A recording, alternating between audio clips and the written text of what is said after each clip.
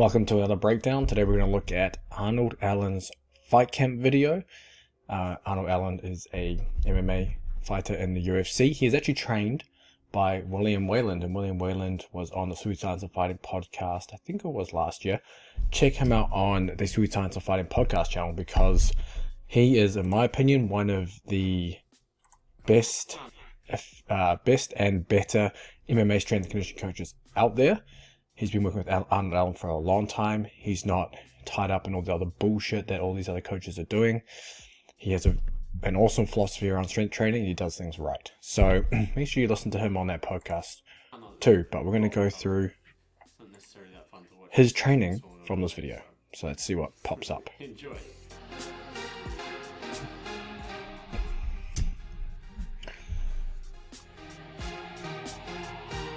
All right.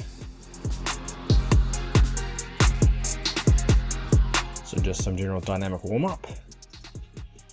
Getting those hips moving. 90-90s. That's a really nice drill if you're looking for some other dynamic warm-up ideas for your gym training or on the mats or whatever. Those 99s are really nice for your hips. 3 reps of 3 squat jumps. 3 sets of 3 squat jumps. All right. So looks like we're doing barbell squat jumps, 3 sets of 3.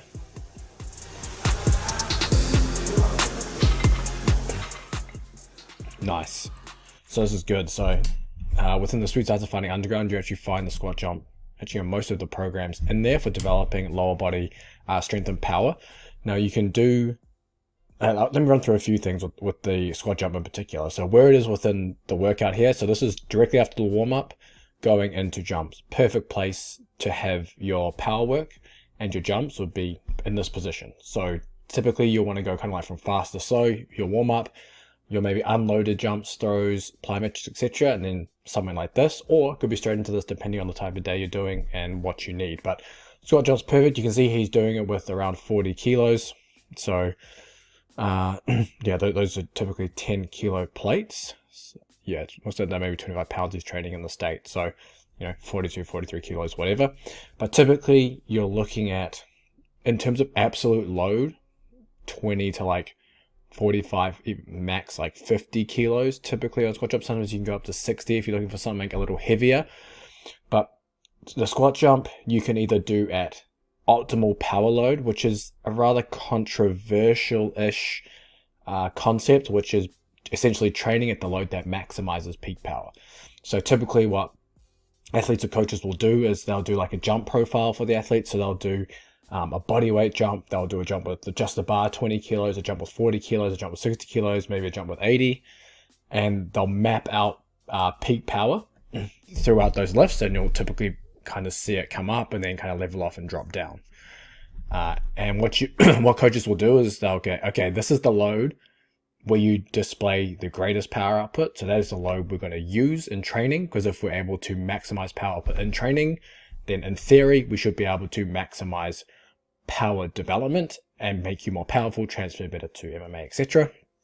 Obviously there's some contention around that where maybe you want to train above and below that peak power, because if you're training at loads that maximize peak power, it means that force and velocity, which are your two constituents of power, are under optimized, underdosed, whatever, that they're not maximized, because you're sitting in these middle zones of force and velocity to maximize power versus going really light loads and maximizing velocity, and really heavy loads to maximize force to then bring power up.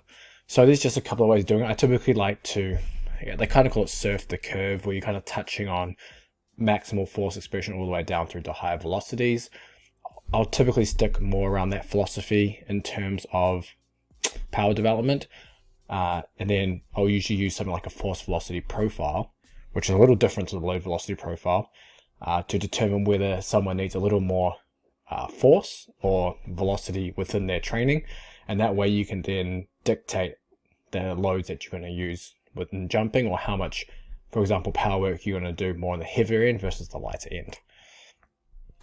But loaded squat jumps, yep, you can do them there. If you don't want to jump with the barbell, You can jump by holding a trap bar, and it just takes the load off the spine. Or if you know the Olympic lifts well, you can do the Olympic lifts too as an example.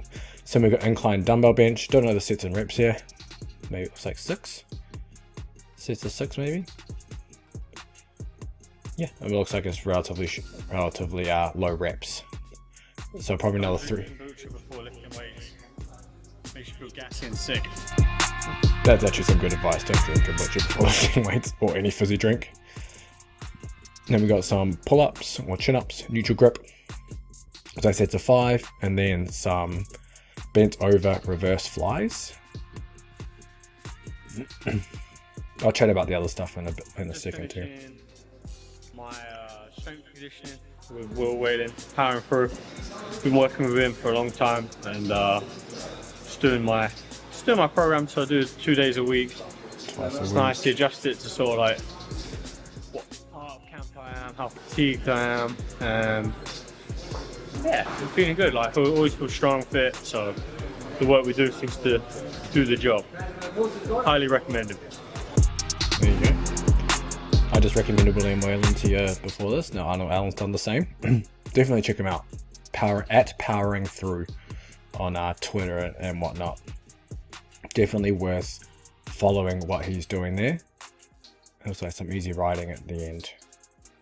Okay, so if we were going to recap that training program, it was 3 sets of 3 jump squats. It looks like around 3 sets of 5 to 6 dumbbell incline bench, 3 sets of like 6 neutral grip chin-ups, and then bent over reverse flies. And that was it. That was 4 exercises. Compare that to some of the stuff we've seen or I've reviewed on this channel, which was just a smorgasbord of everything, random circuits, all sorts of stuff. He wasn't breathing heavy. He wasn't grinding out reps. He wasn't going from exercise to exercise to exercise.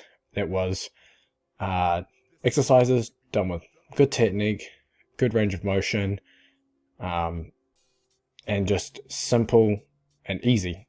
It wasn't trying to do a shit ton of pressing or pulling. It was literally 1 push, 1 pull, a jump, and then just some accessory stuff at the end. And that is definitely something that you can follow as a fighter if you're struggling to figure out what you're doing with strength conditioning. Obviously, there's a Sweet Science of Fighting Underground that has it all there for you. We've got a couple of pro fighters on there currently running through the programs too. But if you're struggling and you're trying to do this for yourself, 2 days a week, especially if you're in MMA when you're training a lot, 2 days a week, perfect. A session like this, perfect, because 1, you're not getting very close to failure, so you're having less residual fatigue being carried over to other sessions. 2, it's, again, low volume, so less fatigue. 3, it's low frequency, so again, less fatigue. And 4, within the actual training, it's a small number of exercises, so you're not in there for hours. I mean, a session like this would take you 30 minutes, maybe 30 to 45 minutes if you're pushing it. So that's really easy. If this was one day, a second day, as an example, could be exactly the same format. Let's just take the same format. Instead of doing squat jump, maybe you're doing like a broad jump, some kind of heavy throw, power snatch, power clean, or something like that, whatever. And then instead of dumbbell incline, you might be doing bench press or dumbbell bench. Instead of pull-ups, you might be doing some kind of bent over row.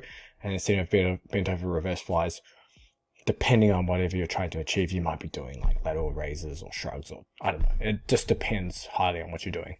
Now, you may want to, in that second day, maybe you're doing some kind of lower body strength work. Most likely it's probably in the second day. I know William's a big fan of the front squat. He really likes his variations around front squat, snatch grip Romanian deadlifts, and even snatch grip deadlifts, and various overhead press variations. So plenty to choose from, but the main components to take from this is the fact that it's low volume. It doesn't seem like it's a lot of hard work, because it's not a lot. It doesn't need to be. It's just about consistency and being able to feel good, not beat yourself up, so you can actually train MMA. But that's it. So stay tuned for the next breakdown.